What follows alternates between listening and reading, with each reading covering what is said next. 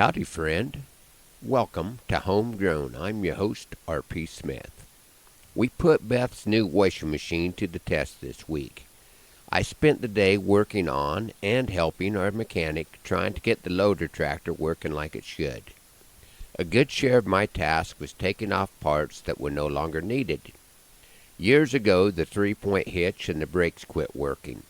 So in order to get to some other things easier, while we had the cab tipped forward, I was taking off the remaining parts that helped with those functions. I will not go into a lot of detail on why I would be driving a tractor that does not have brakes. I don't recommend anyone doing this, but if you do, the tractor should have a loader and be hydrostatically propelled. The loader will function as a parking brake, and the hydrostat helps with momentum control. Back to the washing machine.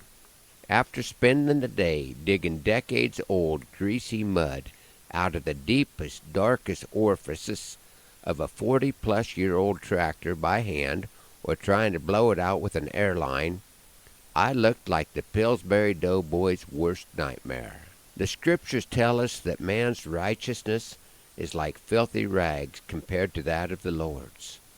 I could certainly understand the distastefulness of filthy rags, and I could see the hopelessness of being able to get cleaned up on my own. I'm so grateful for the love that Christ has for me, for His willingness to ride into the fray to provide for me a way. The grass is stirrup high this morning as I ride.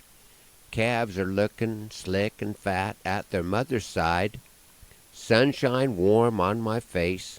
The only reason to feel blue is this sore spot in my saddle seat that made me think of you. Ain't it funny how an ounce of pain can taint a ton of blessing? You are on my mind this morning. The reason has me guessing. I'm sorry my words hurt you. I wish I could take 'em back. Once anger gets the bit and teeth, it runs hard down the track. When my apology was not accepted, that really burned my hide. A person should tread lightly when testing a cowboy's pride. My first inclination, please don't take this as a flirt, is to just say, hey, that's the cowboy way, and you can kiss me where I hurt. Friend, I cannot leave it there. I hope you know this true. For you see, I ride for Jesus, who takes a different point of view. One should not respond in anger. His ways may seem unique. I have a new appreciation for turn the other cheek. Christ was not a cowboy. He rode just one colt to town. He was revered, and the crowds all cheered and laid palm branches down. As he was given praise and glory just the way that it should be, was there a sore spot in his saddle seat that reminded him of me? The suffering that he would soon go through, I cannot comprehend, though I was a party to it. He forgave me, friend. His words and his example tell me to do the same. Holding on to bitterness does not glorify his name. In Matthew 22, Christ spoke to the teachers of the law. They asked the greatest commandment. His words stuck in their craw. Love the Lord with all your heart, but also love your neighbor. Though this isn't always easy, His ways are worth the labor. I will ask for your forgiveness when I get under your skin.